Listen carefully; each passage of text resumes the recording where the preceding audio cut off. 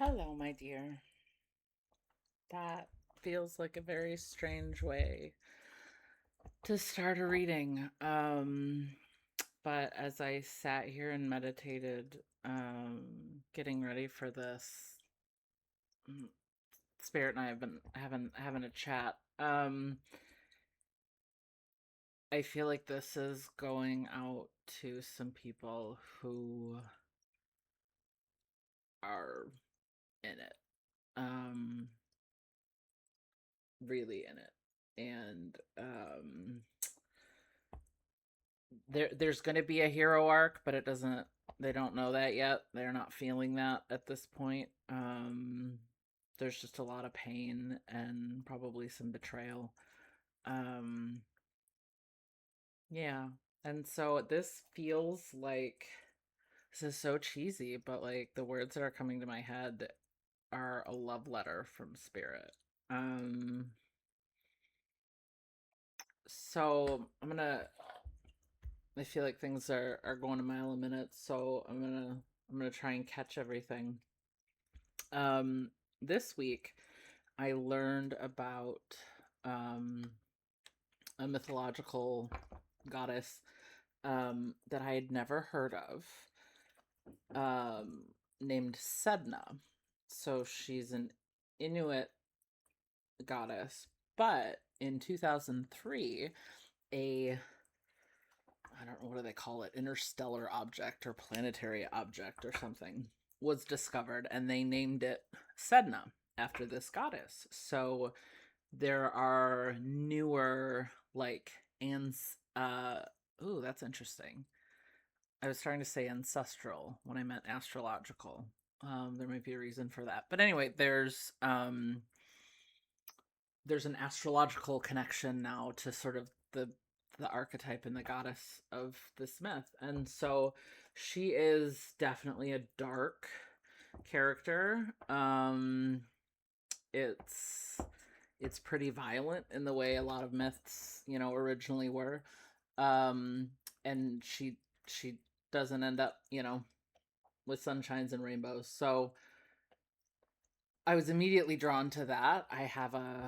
Um I don't know, I've just always been really interested in especially the female characters that get painted as scary or villains, or somehow, ostracized, like Medea. And that's not to say they're good or bad, just that their narratives have been painted a particular way. Anyway, so that sort of darker, especially female mythology appealed to me. But then I also have a thing with mermaids, sirens, kelpies, all of the different, both like folk and story traditions, but also like rhetoric and theory around those types of creatures. So Sedna was like a little bit of a mind blown. And I'd never heard of her. That's the weirder part, is given my interest in those two subjects, that I'd somehow never crossed her. Um anyway, so there are different versions of the myth, of her story, and some of them are regional, so different areas have different versions. But basically, net of all of the stories, she gets horribly betrayed, usually by her father. And some incident therein, usually he's either getting rid of her or trying to rescue her, but she falls overboard from a kayak, and obviously we're in the Arctic here, um, and is gripping the boat with her fingers, and either her hands get frozen, or in most of them her dad chops her fingers off. So that's, classic bedtime story. But anyway, she falls to the bottom of the sea and basically becomes like the mistress of the underworld, with the underworld being, sort of the deep depths of the sea. And her fingers, which were cut off in like all of the versions, they seem to turn into like seals and whales and other similar animals that hunters relied on in that area. So she's somebody that you would sort of pay homage to, not out of love, more out of fear, because she would determine whether or not you had a successful hunt, whether or not you could eat. um so I'm not gonna go too far into it because, like I said, I'm just discovering her, and I don't want to misrepresent anything. But just this idea of someone so betrayed, and in the research I've done, it looks like when people are looking at Sedna astrologically or archetypally, it's about this profound betrayal. And so this isn't like somebody hurt my feelings, this is like, and it often goes to like parents or caregivers and systems. I mean, it could definitely be a partner too, but it is like an identity shattering level of betrayal. And then, this horrific, grotesque thing happens to her, but these animals literally sprout from her pain. But then she goes on to sort of adapt to and rule, her domain. So she's often associated with whales, or is depicted sort of like a mermaid with like a fish tail, because she, ended up living down there for eternity. Um, but this concept, so again, that terrible betrayal, but then she adapts, but it's not in the way of, normally when something bad happens, we talk about recovery, right? Like, I'm recovering from an illness, from a surgery, from a breakup, I'm recovering. That idea implies, first of all, that what was lost can be recovered, but two, that you're going back to the way that things were. um and I guess in some cases, I guess you could argue that's true, although I'd be inclined to say it's not possible to like have an experience and then heal from it in a way that it never happened. But um so there's this idea of recovery, returning to something that exists before, at least in some form. But with the myth of Sedna, like, nothing about her life could stay the same. She was thrown to a different place with a different body, with like different environment, different creatures, um and nothing to work from. So there's no there's nothing to recover from. There's no going back to that. I think that's part of the imagery of her fingers getting cut, is so graphic a severing. Like, there is something about that is so stark, and I think that is the level of identity severance that's happening here. And so I've just been thinking about this myth. Sorry, I'm trying to bring it back to the plot here. This will all be relevant though. So I've been thinking about this myth and this this archetype, this idea, for the last couple days, and just, I don't know where it's going yet. I find it very fascinating, and how this archetype and like astrological element can help work through that sort of like identity severance and that level of grief, just like absolutely paralyzing, like levels of grief you can't articulate. So I guess I'm really struck by, especially given how gruesome her tale is, and again, like I said, she's often depicted as sort of like vengeful, so you have to appease her. But and I don't know, maybe this is just like the modern art take. A lot of the depictions of her, she's not necessarily warm and fuzzy, but there's a peace and a beauty there.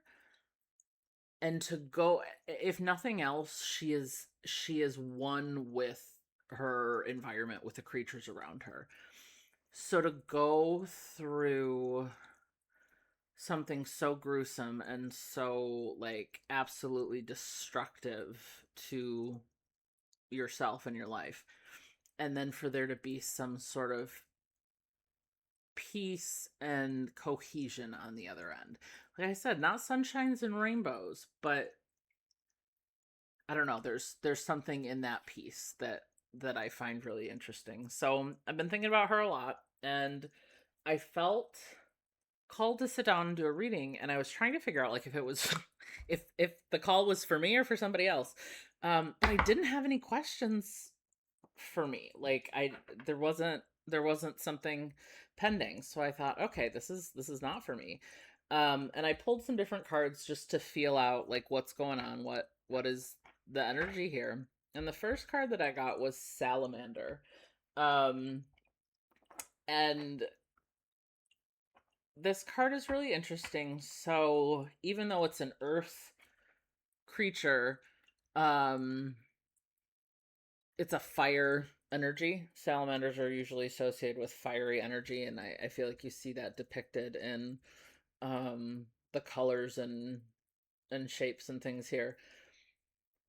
But the idea with a salamander is, I mean, it also inhabits water, which is important.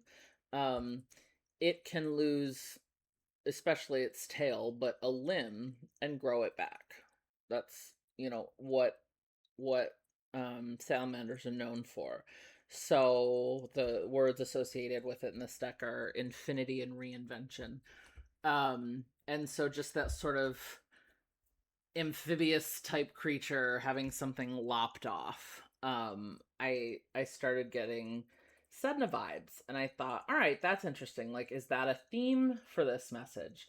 And so I thought I'd pull an animal card and see what happens, right? Expecting like maybe the whale, because that's what Sedna is normally associated with. But I thought, there are a couple of water cards that I could see working, and Phoenix comes out like fire, air, uh, peak spirituality stuff. That has nothing to do with a whale. So I thought, all right, I missed the mark. But then I thought about it, and like, what is a phoenix but a creature who has had their entire being consumed by fire? They were entirely erased into ash and then transformed into a phoenix. It's the same thing. So then I had a chuckle because Spirit was having a laugh. Not giving me the obvious answer, making me work for it a little bit. Um so I feel like Sedna's the energy we're hanging out with, and today, when I'm recording this, so what's today? Wednesday, the 17th of June. The planetary Sedna is square the nodes, both the north and south nodes. And I'm not an astrologer, so I'm only, piecing together the bits that I learn every week. But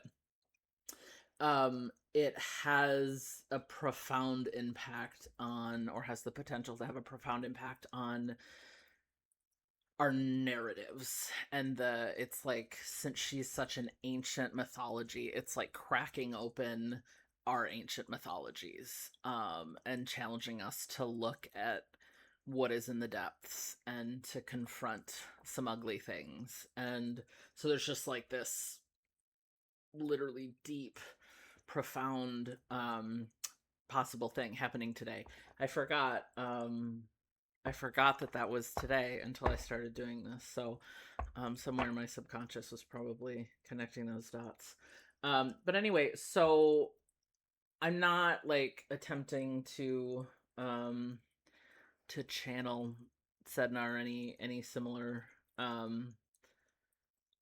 creature. It's just that's the energy and sort of the archetype that I'm getting a feel for.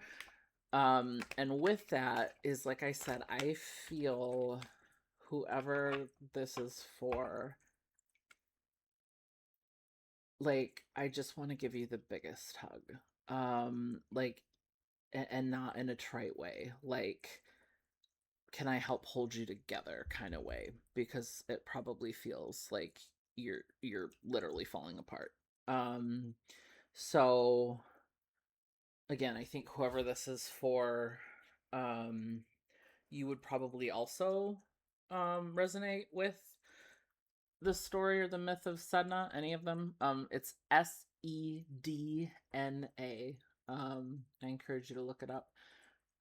If you know, if that speaks to it all. But I think whoever this is for, that will speak to you.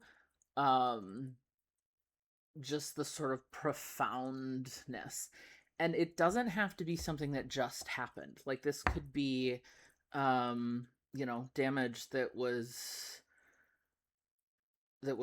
done during childhood, or a long time ago, but you're reckoning with it now in some way. So whether that is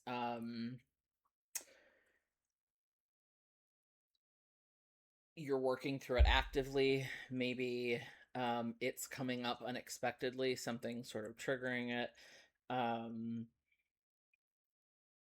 it's coming up for you. And so that's where we're going. And I'll be honest, I don't know where we're going other than that. I just feel like we've got some folks dealing with, like, personality shattering, life altering type grief, possibly with some sort of betrayal in the story there.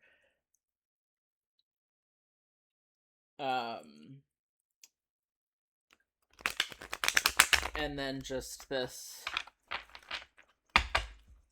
the energy of Sedna behind that experience.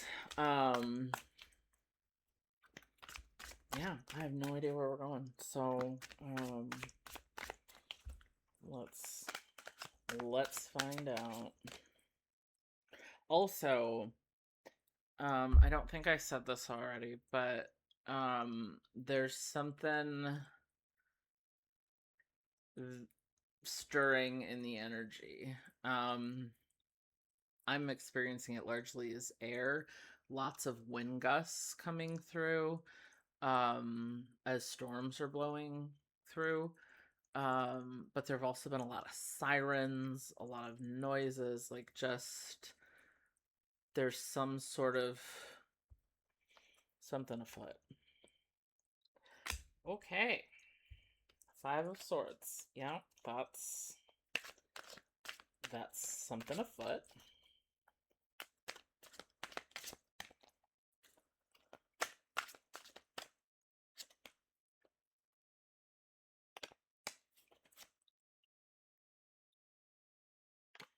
Well, that's interesting. It looks like, I don't normally do reversals, and it looks like a couple of these got flipped somehow. I must have been too busy yapping. Yapping, not yakking. Definitely. While I was shuffling and flipped the cards. So I think that was meant, that 9 of Pentacles is meant to be inverted. Alright. And I almost feel like, I mean, the salamander, like I said, is definitely a fiery energy, but I almost feel like there's a sword energy with it as well, because of that, like, severing concept that goes with it. My girl Death is a Scorpio. I'm very familiar with the Death card. It's one of the OGs.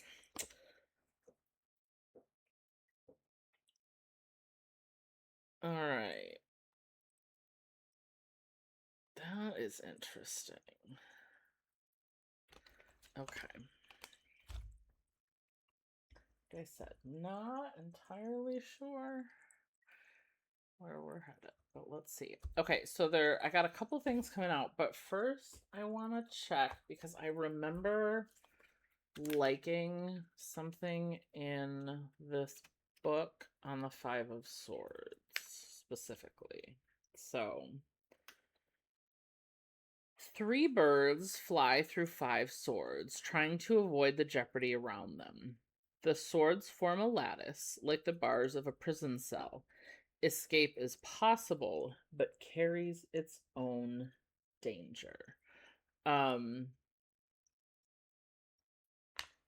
That's not what I was expecting. So, how many? Yeah, we've got 3. So the birds are, one is white, one is gray, one is black. Um,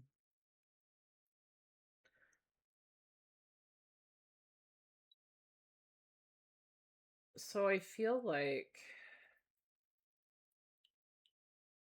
the situation that you're in. So my guess is you're sort of well in the,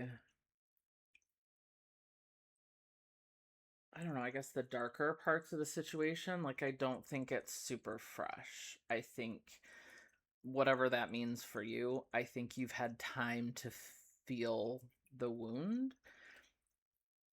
And so now you're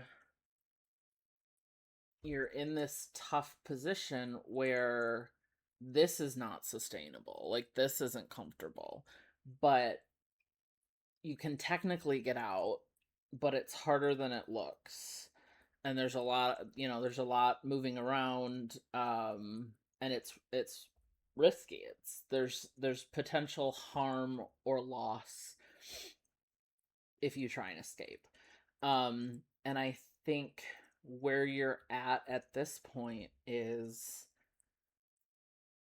you've done staying. You've done this, whatever this has been for you, and you're done. Like, you're not doing this anymore. So even if there is a risk, like, you're coming out. And I think, again, back to like the salamander and the cutting, it's like you're risking that cut. You're risking, you might have to lose a limb, figuratively speaking. Like, it might be a huge emotional loss. It might be um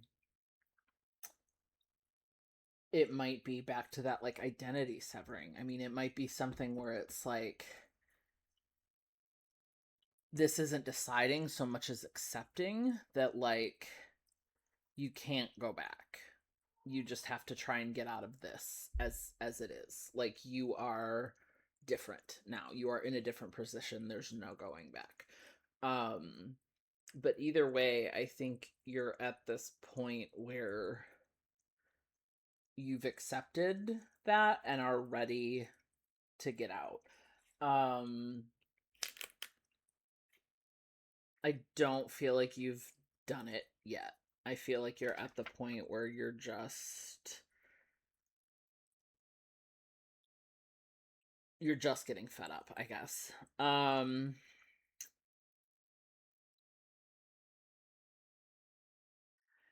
So the 9 of Pentacles is normally like just like thriving, but like in a self-sufficient kind of way. And this is upside down. So what I'm getting from this, a couple of things. So with her upside down, the way she's positioned, it looks like the Hanged Man. And all of the crows or ravens, well, I guess not all of them, 2 of them are flying to the past, but she's looking to the future. So I feel like there's something here around your sense of self. So, like, your understanding of yourself, your ability to be self-sufficient. Something about this got inverted by this situation. So, you know, from a childhood standpoint, you're going to be looking at things like abuse, neglect, abandonment. Um, so that's the kind of thing that is absolutely gonna shape how you understand yourself, how self-sufficient you feel, and that could hit differently for different people.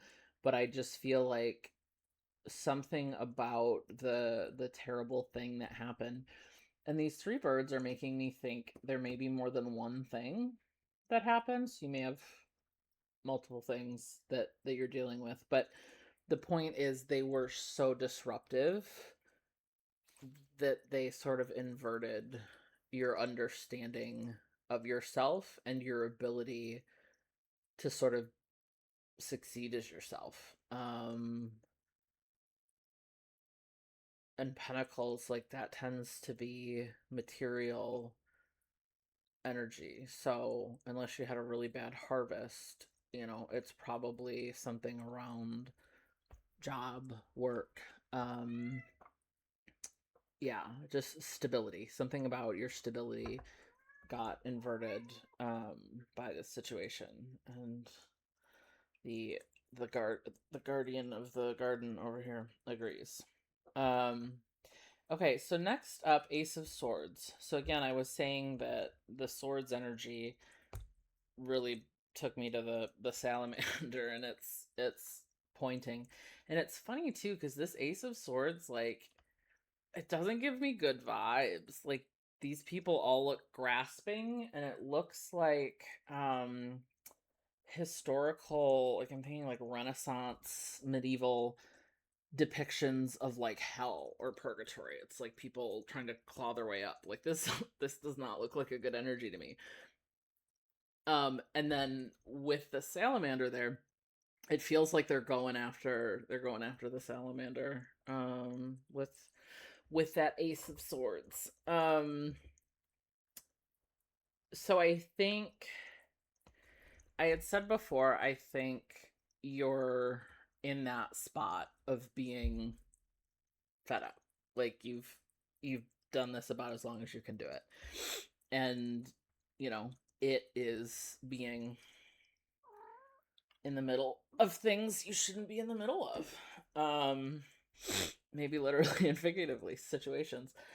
But it's either the original problem or being sort of stuck in this space has suspended you. And back to the hangman image, I never finished that up.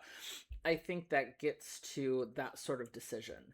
You're sort of suspended in which way you want to go.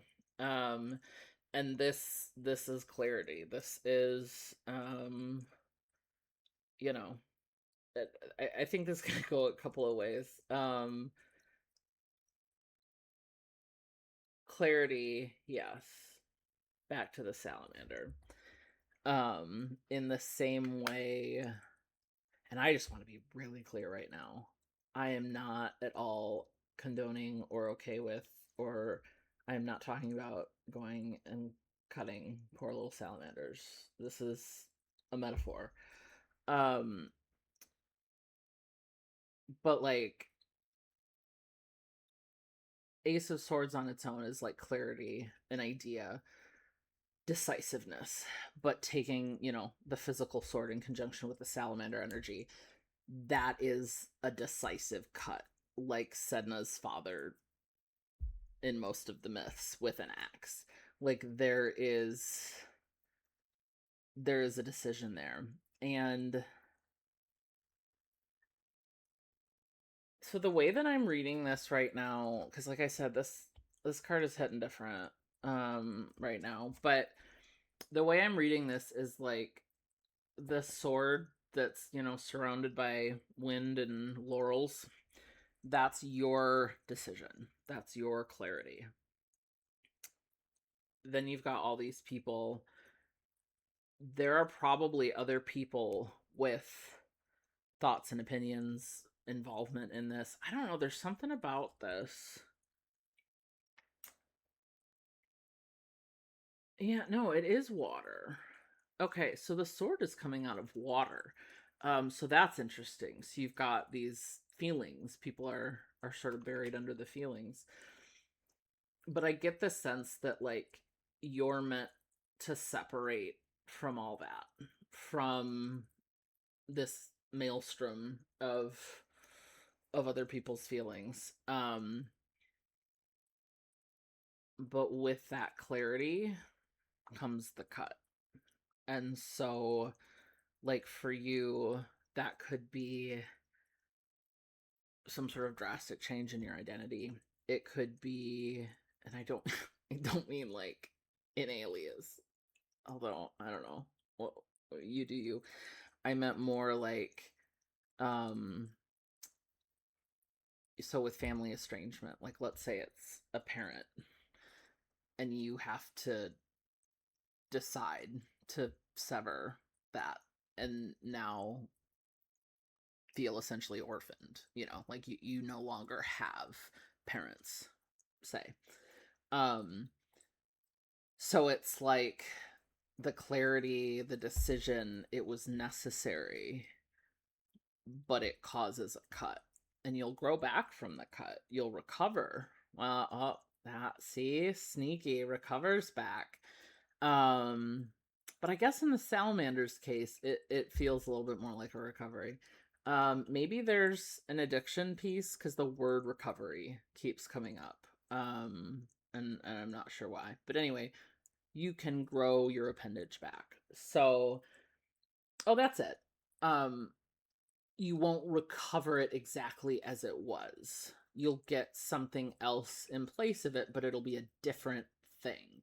So your identity isn't going to like heal back to what you were before. It's going to become a full and complete version of what it is now. So this is, you know, this is sort of your decision. Um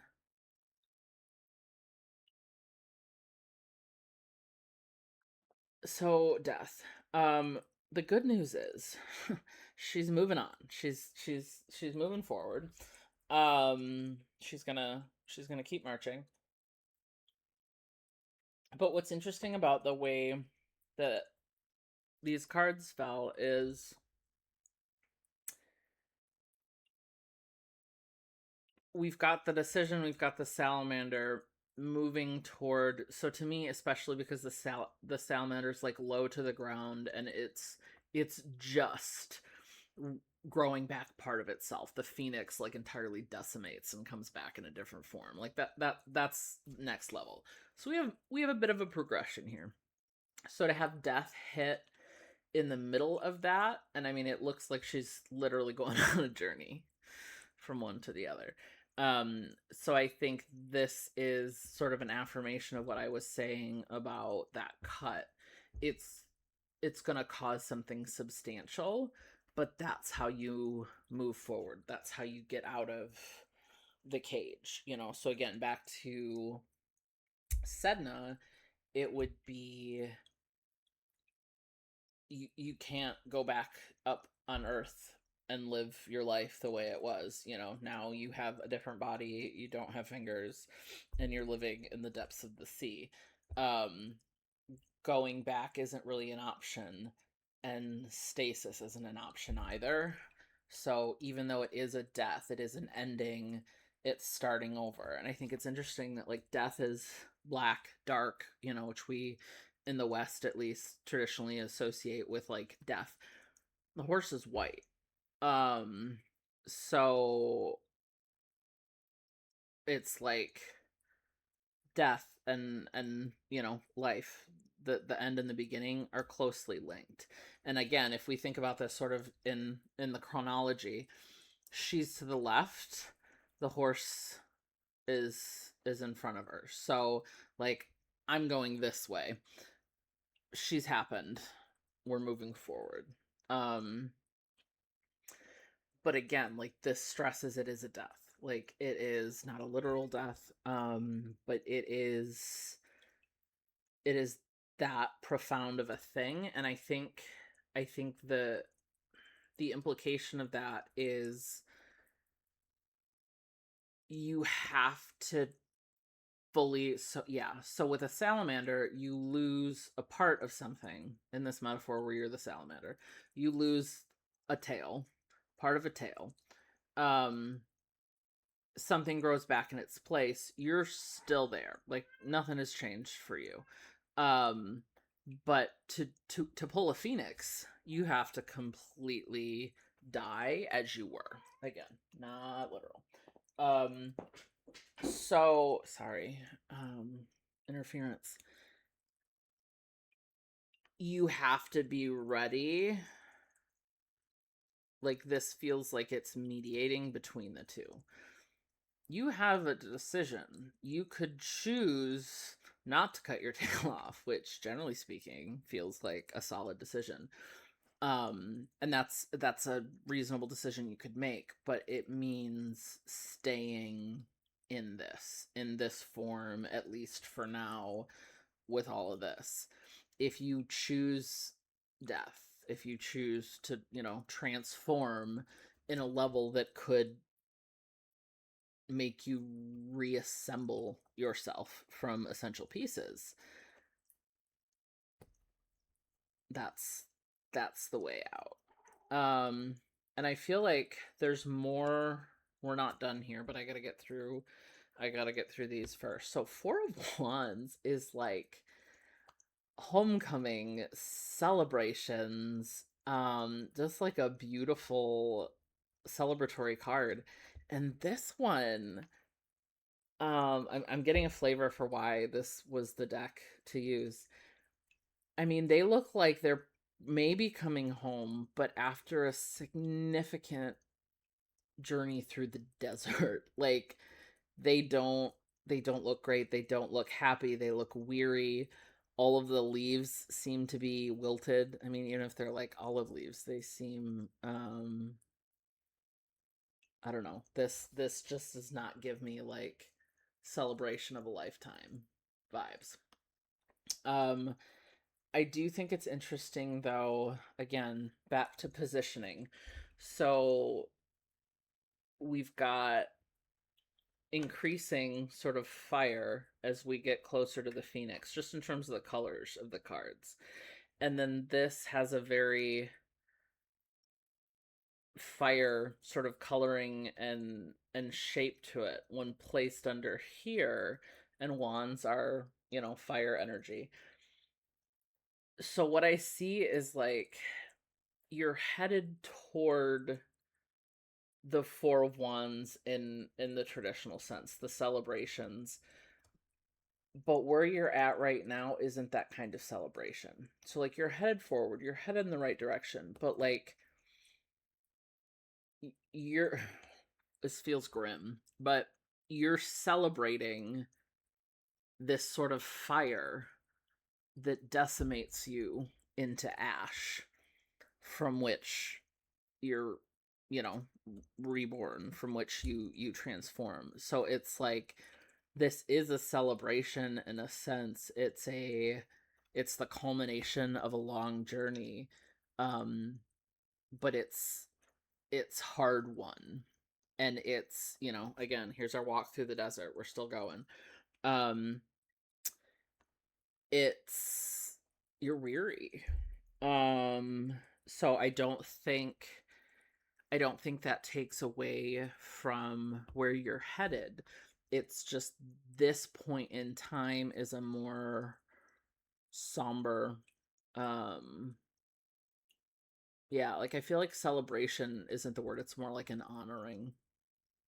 Um so then it may feel weird that we go to Five of Cups. So I just had us like in the desert. And now this girl is in some beautiful flowy dress in the middle of the sea. But I actually, one, I said before, I don't think we're done, but I do think that card is doing something on purpose. Just want to double check the verbiage in the book to see if there's anything good here. Yeah. So From the gentle spilling of her cups, the river flows, yet as the final cup empties, her labors seem to come to naught. All depends on balance and measure. Disappointment and defeat seem to overwhelm the day. Loss is felt, but life, just like the river, will inevitably flow on. So, again, we're not we're not at the end of the journey, but I think this is why I feel like such a strong urge to try and like come for you when I was saying like hold your pieces together, because you're still back here. You still have this choice to make. You still have to go through this process, and it's going to be worth it. It's going to be incredible, but it is starting from nothing in a way you haven't experienced before. So there is a weariness to this. There is a sort of somber honoring of like this transformation, but you're feeling the heat, you're feeling that journey. And this 5 of Cups is like a sort of hopelessness, because after all of this, because remember the original thing, whatever it was for you, like I said, whether it was childhood abuse, abandonment, neglect, extreme betrayal from like a family member, maybe a long-term partner, or some other like I keep wanting to reiterate like identity shattering sense of grief. Um that all happened back here at some point, and you've had time to be stuck in it. And you still have all of this to go. So by the time you get here, like you're already feeling a little trapped. And I realize I'm not like doing a great job of selling the journey here, but I feel like it would be condescending to suggest that you go through all this and then it's just like you're good to go. No, there's going to be profound, I mean, I don't want to say hopelessness, even though that is a bit of the vibe of the card, but just like, what was the point? Like, what is the point? Where did all my efforts go? Like, there's just a sort of, like, to me, this feels like wrung out. This feels like the day where you cry until, like, your eyes get so swollen and goopy that you can't really see.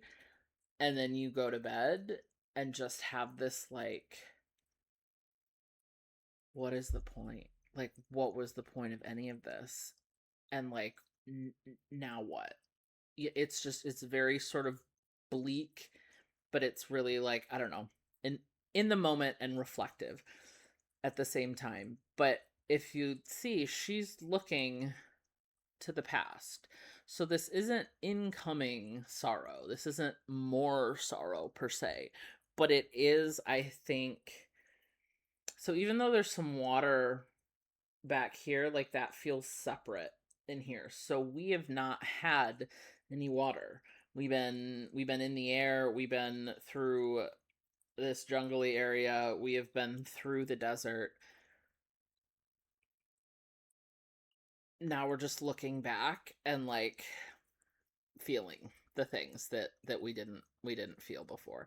I get the sense that, so I know the book says she's like emptying the last cup. To me, this feels like, I don't know if any of you guys did this when you were a kid, but I remember like in the bathtub or like a hot tub or pool or something, having like 50 million like cups and bowls, and constantly like they were potions or something. Like, I'm gonna pour water from here into here and then here into here, and it was like this endless pouring of things.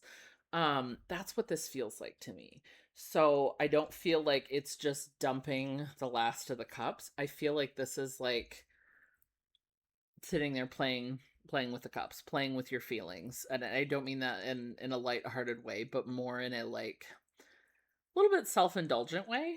But not negatively. It's like I feel like this is the end of this cycle, and you're just sort of, you're taking a minute with it. You didn't get time to feel your feelings, and so you're taking a minute to do it now. But it also, to me, this looks like something rising, whether it's the sun or the moon, and that's, in front of her. So it does feel like there's something new, there's something on the other side of that. Let's see if we can get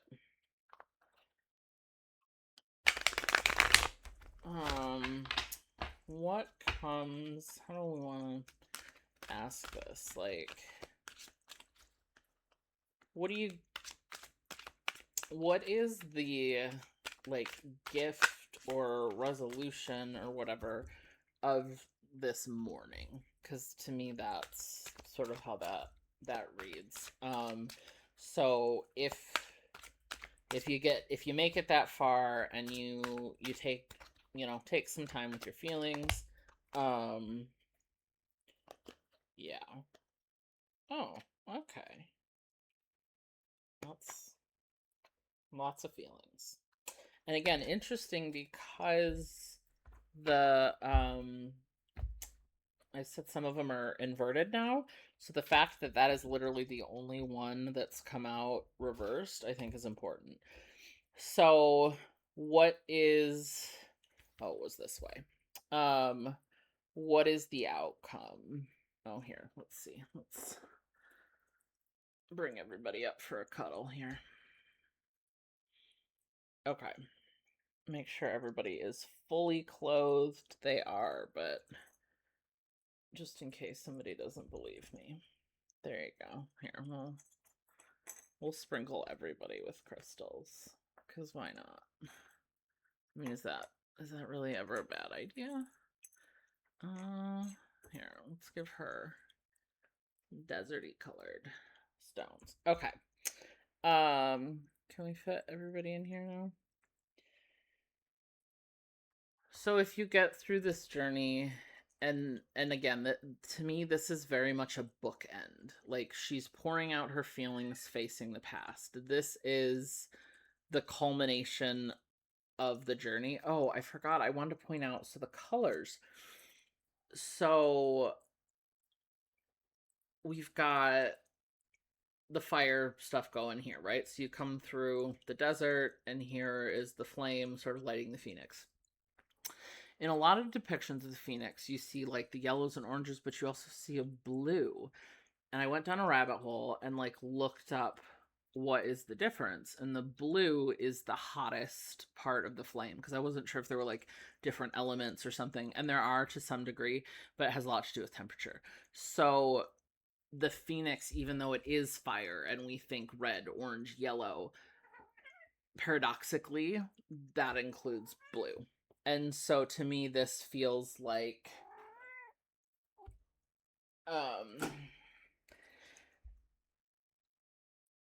part of the color scheme. This is the end of, the tips of the wings, if you will. So this is closing out. I guess I'm just really afraid. I don't want you to think that like it ends badly. This is the ending. This is closing out and processing all of these. So if we think of these feelings as like, in this case, they're heavy, right? Like we had some really not nice stuff back yonder. So this ocean of not great things, you do not want to be carrying that with you. You want to leave it back with the salamander. So once you do that, once you properly grieve, your old identity, the situations, the time you lost, whatever that looks like for you, what's there? The world, no big deal, super casual. But like the world is, the passing of time, the turning of fate. It is endings and beginnings. It's the cycle advances. So this is a lot of things. I think it emphasizes that whatever was happening here, whatever you were learning, whether this was, something you're learning in this lifetime, whether this was like generational or ancestral stuff that you were playing out, this is an end. to it. It is, again, like you completely reduce that to ash, and now something else is coming. The wheel is turning. And again, she's looking forward. So new things are ahead. And so we've got Seven of Pentacles, which for me is always warm, harvesty vibes. It's like not, I guess I should qualify that. It's like late summer in a cornfield. So it's not necessarily like the peak, everything is ripe and ready to go. It's more the like stuff is getting there. You've been tending it. Now you're just sort of maintaining it, but like you can see all the corn. Like it's about to get really, really good. That's what Seven of Pentacles feels like for me. And I think it's interesting. We've got horns on both of them. I don't have any thoughts on that, but that might mean something for you. But this is definitely, so we went from this inverted Nine of Pentacles, right? Like couldn't find your footing, um couldn't fully be yourself, couldn't be self-sufficient. And so you're right side up, you're on your feet, and you're growing. Like you're not quite to that nine yet, which I think is fair. You've been kind of busy, you haven't had time to tend to your pentacles. Now you do. You're feeling good, things are lush and green, and it's solid. So you're headed to the nine. You're just not quite there yet. You're in your seven right now. And again, I think the only earth energy you had, the only like material stability is inverted. So the cycle turns and the world is right side up again. Your world is right side up again. You're on your feet. You are making things happen the way you used to, or the way you've always been able to but didn't know. And then like, I don't know, that feels pretty solid. Like I wouldn't be mad about that. But then you've got Ten of Cups, which, I mean, these four ladies are literally dancing on top of the water. They're in fabulous purple dresses. There's a ribbon. Oh, I think that's supposed to be water. That's so sad. I was thinking it was like a ribbon dancer thing and I got really excited. I think it's just the water. Um, but it could be a ribbon. Either way, they're dancing. There are little stars or like water sparkles. I don't know. They're like star sparkle shaped. They're not water drop shaped. But I mean, that's flowing around like confetti. This, for all the world, is, a light setup. This could be a disco ball. There's some real celebratory vibes. Thank you for your contributions. And what I like about this is, I mean, the dancing, it looks fabulous, but interestingly, it looks kind of stormy in the background, and the water doesn't look super calm, but they're still dancing, and everybody's happy. Like things are good, and maybe they're protected by that little arch. But it's like there were storms, and now there's something better. I also think it's really interesting that both of these cycles end in the water. With the Sedna vibes. I don't know. That just seems that seems significant to me. But I think part of what is beautiful about this card as it's working in this reading,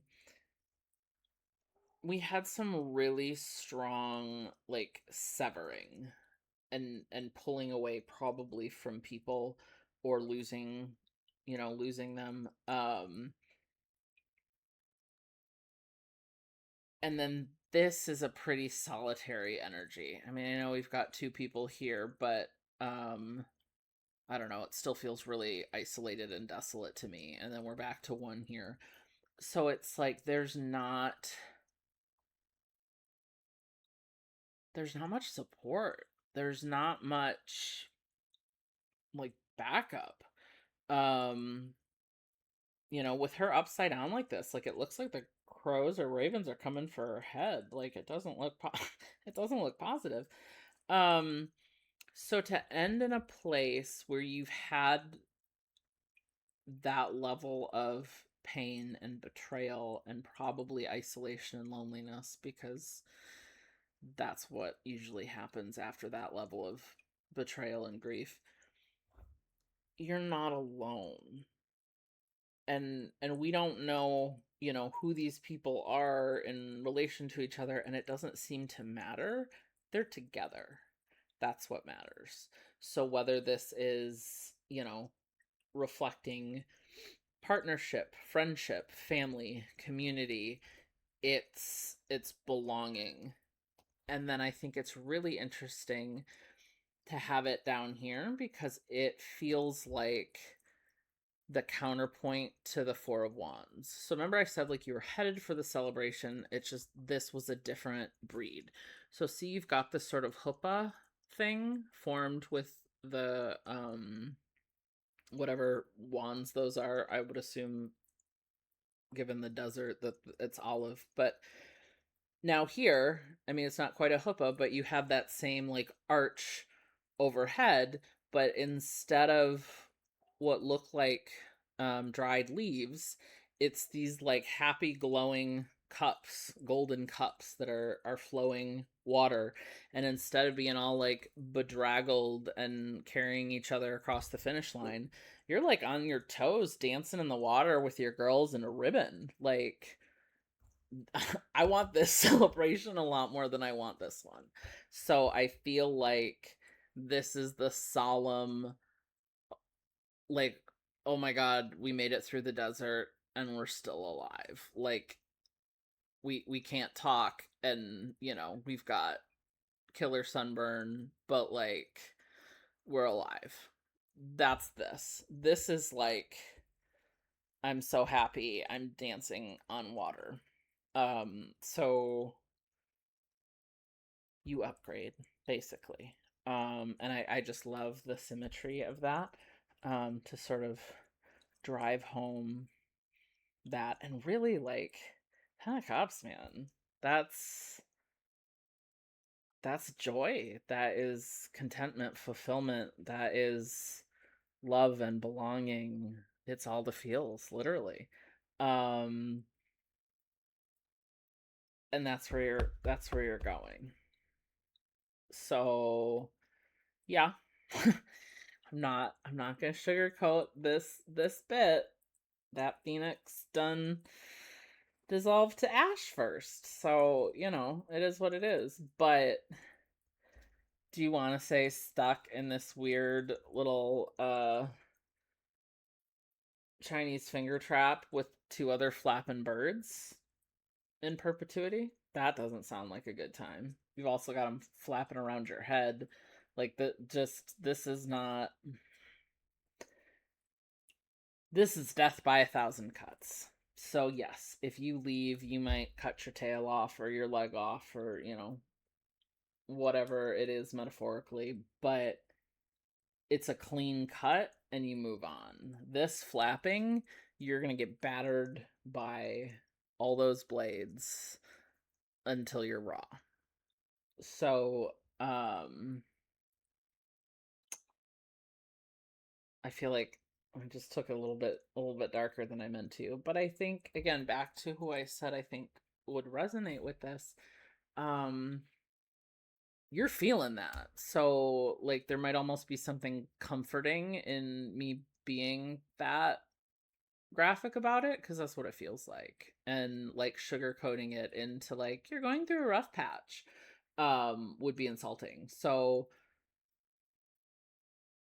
I think it's that bad right now. I think whatever you've been through, whatever you're feeling, like I think it is that bad, but it's also going to get that good. you just gotta work through the process. The thing I will say though is like this feels a little bit more frantic, but then there's movement and it's steady, but it's not fast. So like, I mean, I'm sure you probably wish you could just like rip a band-aid off and magic wand, it's done. But like it feels fast enough that you're going to be moving through it. You're not going to feel stuck, but slow enough that it doesn't, that you can integrate it. Cause like we're talking about like major changes to who you are and how you think. Oh, I forgot to say that earlier. I think that like, you know, I talked about like parts of your identity. It could be ways of thinking. It could be beliefs that you have about you, the world, other people, love, money. You could have a belief that whether or not you realized it is like fundamental to your functioning. Cutting that belief off would be similar to, you know, losing an appendage. So, um, that kind of change, again, whether it's part of your identity literally or figuratively, um losing anything that profound, you can only go so fast. Grief messes with your brain. Yeah, if it were to go too fast, it would feel it would feel probably unsurvivable, because I feel like the kind of thing you're going through is profound and dramatic and sort of all consuming, but again, you're moving forward a little bit. If that were happening and it were chaos, like you wouldn't have any ground to steady yourself on. So, all that to say, I feel like the journey ahead is going to be at a reasonable pace as you go through it. You don't have to understand what that means right now, but like it will feel appropriate as you go through it and after the fact that like, yep, I moved through it, did what I needed to do, got to the other side. Um so I don't feel like this is a belabored process, I guess is what I'm getting at. You know, especially if you move through it and don't get stuck over here. It won't be that long before you're down to this stuff.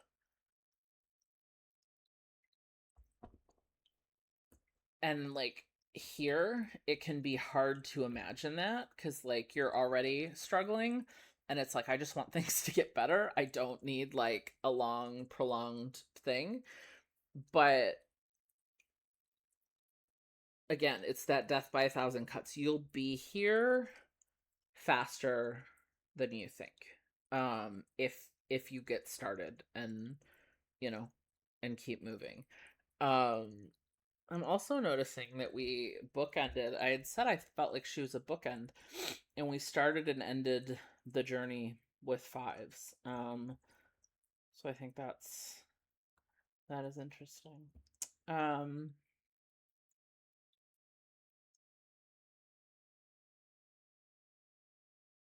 I noticed. I was just checking to see because there are a lot of birds in this deck.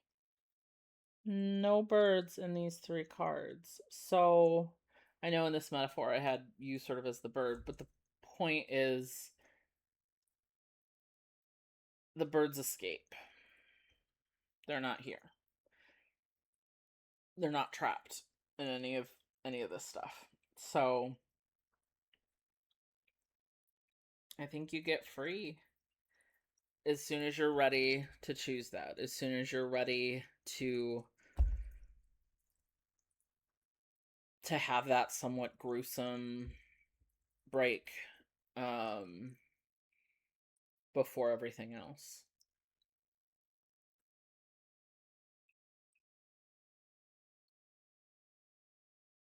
But I just like, so this card for sure is joyful, but these three cards together, I don't know. Like she looks like some kind of anime princess. and she's got stars in her hair. She's got a bough of flowers in her arms. Um, it looks like the stars are out. And then here you've got this beautiful lush valley with like so much food growing that it's like half out of the ground, it's popping up. We got, again, everybody's got stars. There are a lot of stars around people's head and hair down here. I don't know what that means, something to somebody. Um but she is happy. I mean, she is gardening in that outfit, so that tells me things are going well. She's easy breezy if she's tilling the fields in that getup. This bull is like a little puppy, even though it's freakishly large. It is just totally docile and hanging out for a chin scratch. Um, and then, we're dancing with our ribbons and our stars on top of the water. Um, this whole sequence it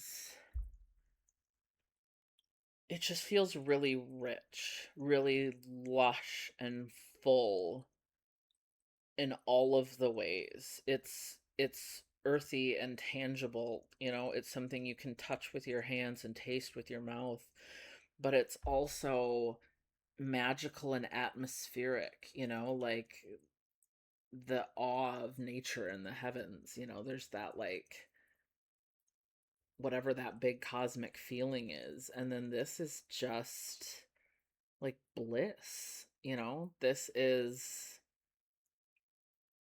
being joyfully in the moment and fulfilled. So like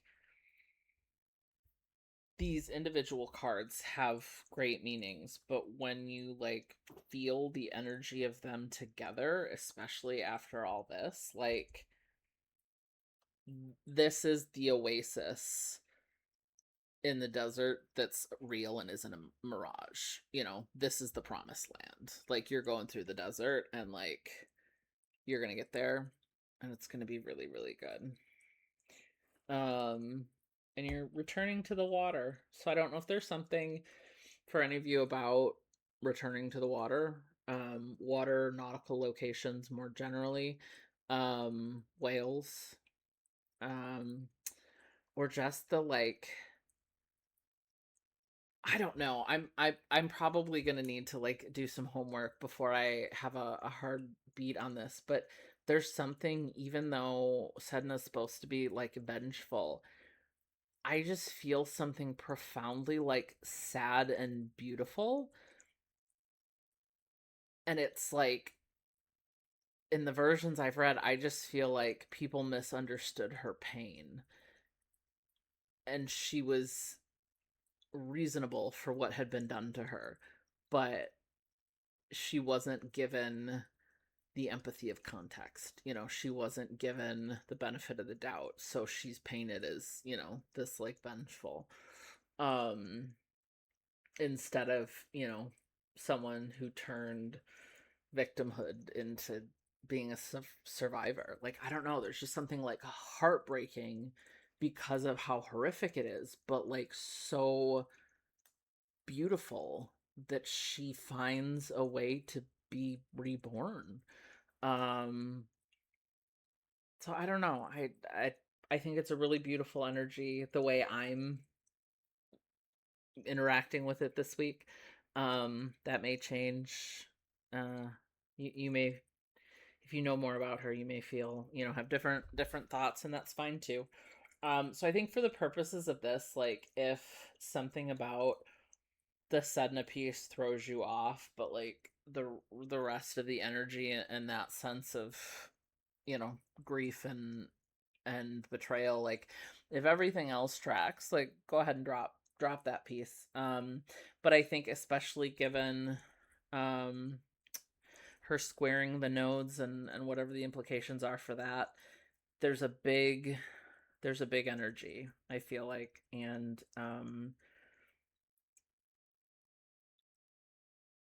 thinking about, meditating on Sedna, exploring that might be just an interesting way to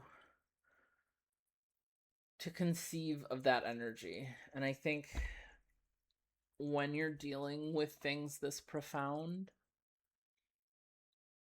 it's almost easier. I don't know. It feels to me like mythology is almost easier to access than normal stories, because in the myths, insane things are happening. Like bananas things, horrific things, wonderful things, mind boggling things. And when you've had your entire world upended like that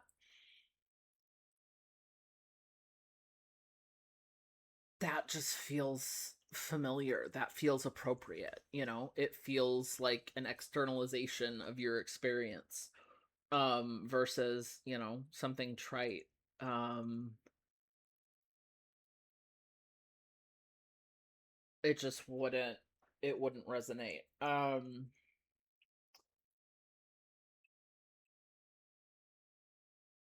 I lost the train.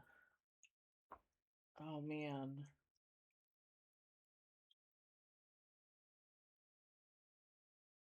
Let's see. That's important. It'll come back.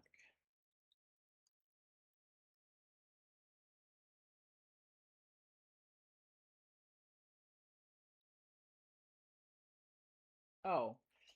Um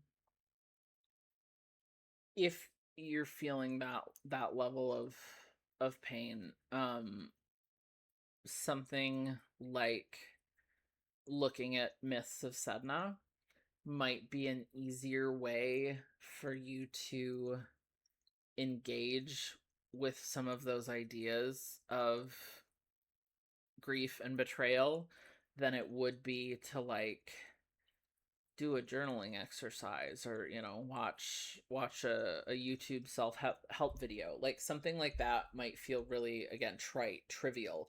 Like, no, you don't understand, my entire world was just set on fire, like I can't journal that away. So something like the Sedna archetype and myth specifically, or just mythology and archetypes more broadly, that might help you